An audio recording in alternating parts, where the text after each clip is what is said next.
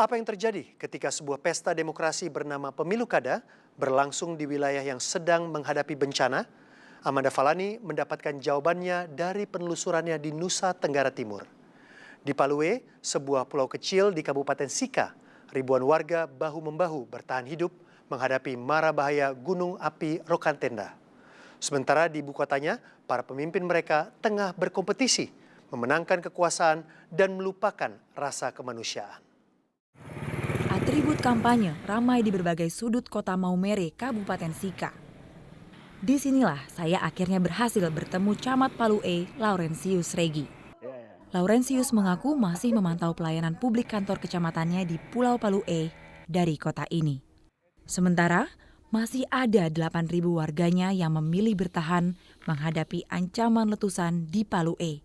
Sebetulnya aktivitas pelayanan publik tidak mati sama sekali. Berjalan, mungkin hanya pelayanannya kurang maksimal karena itu tadi ditunjang oleh tidak begitu banyaknya tenaga yang disiapkan untuk melayani. Ketika saya berada di Palue, kantor kecamatan yang dipimpin Laurentius kosong melompong. Nasibnya seperti posko bencana yang sekedar nama di atas kertas. Jadi awalnya itu posko itu cuma terbentuk di kecamatan. Awalnya kita ingin bekerja sama yang terkesan Koordinasi dengan pihak paroki. Lalu kerjasama yang mereka ajakan untuk kerjasama mau bergabung. Tapi dalam perjalanan untuk penyaluran bantuan justru yang terlibat itu masyarakat yang terkena bencana ketimbang pemerintah atau pemerintah kecamatan setempat. Romoyan adalah pastor paroki yang menghimpun warga untuk membangun posko swadaya. Ia merasa tergerak karena prihatin dengan sikap sejumlah orang yang tidak bertanggung jawab. Pada saat bencana seperti itu banyak staf di kantor camat itu melarikan diri ke Maumere, ke kota. Selain staf kecamatan, itu mulai dari camat, sekcam dengan stafnya. Begitu juga dengan aparat desa yang meninggalkan warganya ketika mereka dalam keadaan susah. Ini yang mendorong saya untuk menghimpun teman-teman untuk membentuk posko di Prokin. Besok tetap. Ya. Dan di saat warga mengalami sakit karena abu vulkanik, katakan ispa atau sesak napas atau penyakit kulit, mereka mau kemana? Ke puskesmas, ke Pustu Polindes. Di sana sudah tenaganya sudah tidak ada, mereka sudah lebih dulu melarikan diri.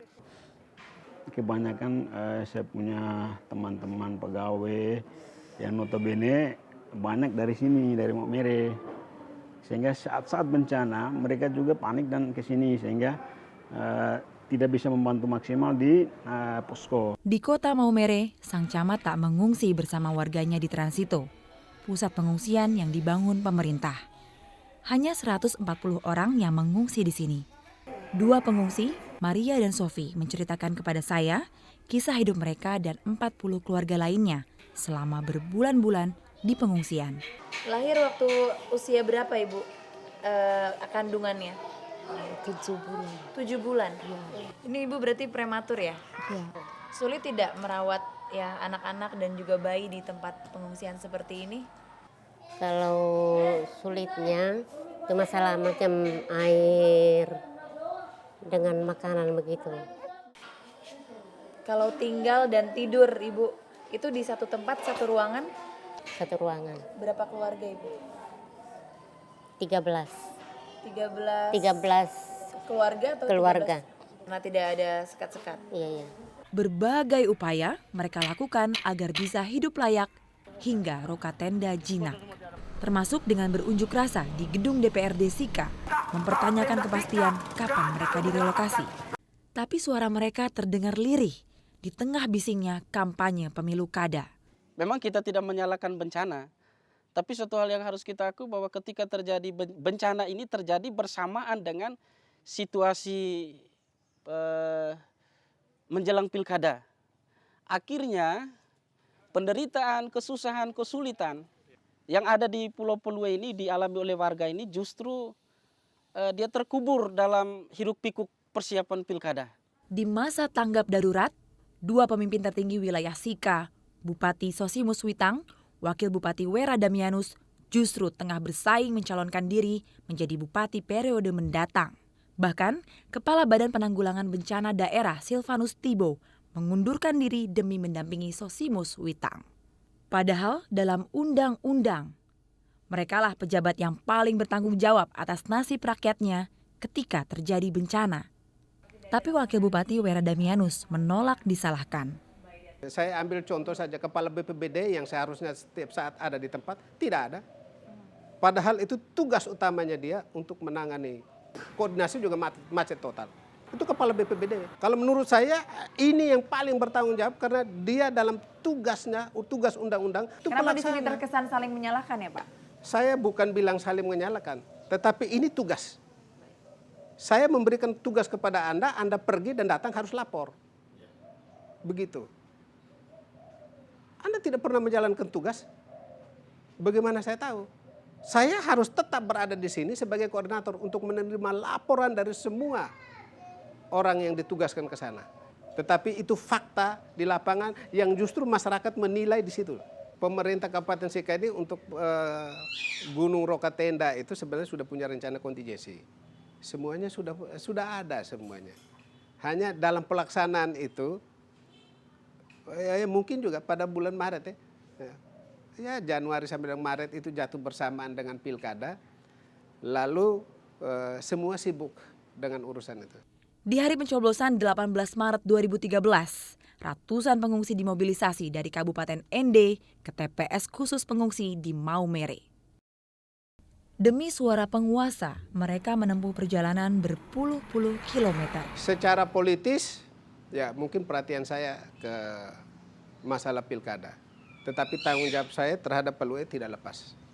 Nah, saya kalau misalnya terjun utuh kepada politik, saya tidak tahu mungkin juga saya bisa menang di sini.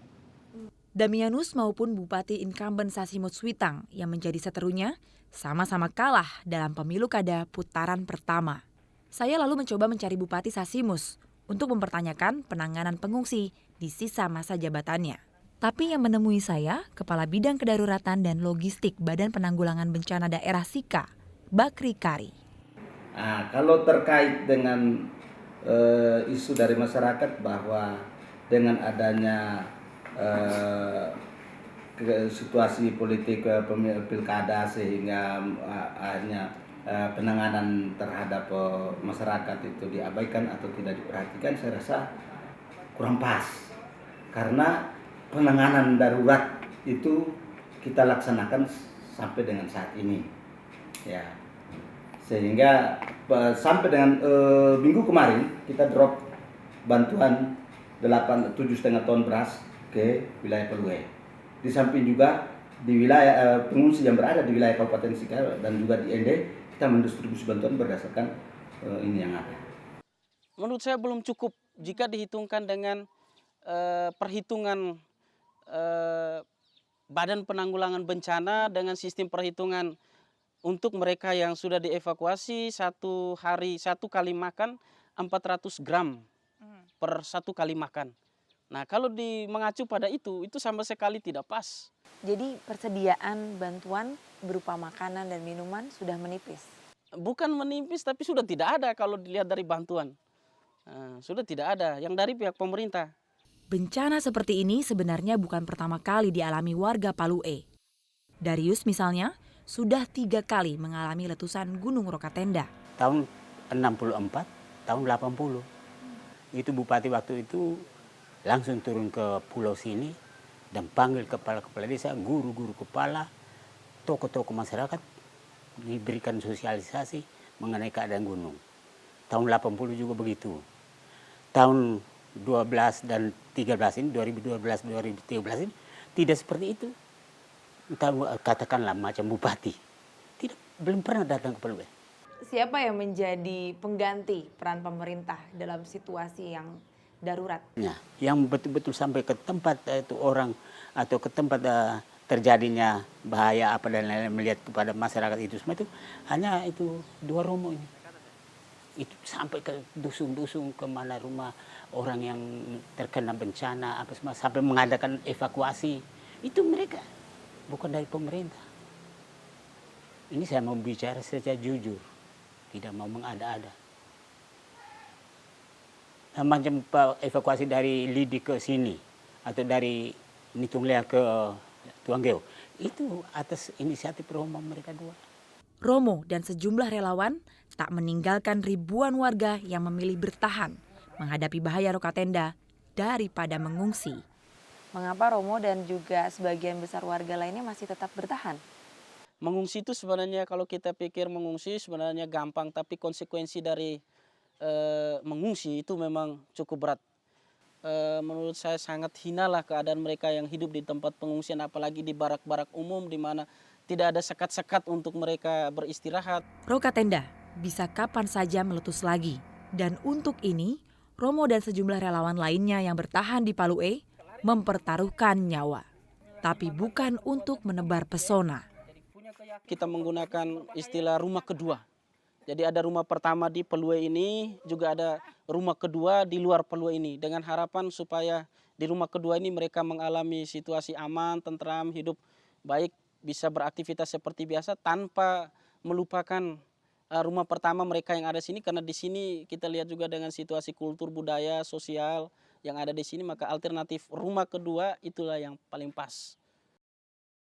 Di negara yang paling rawan bencana dunia, Itu katanya dari insinyur bilang tidak apa-apa. Katanya gunung itu tidak apa-apa. Tidak ada peringatan kami lagi, kami lihat dengan mata sendiri itu gunung api. Ternyata kami balik ke sini itu gunung luar biasa. Letus itu gunung. sesaat lagi di 360.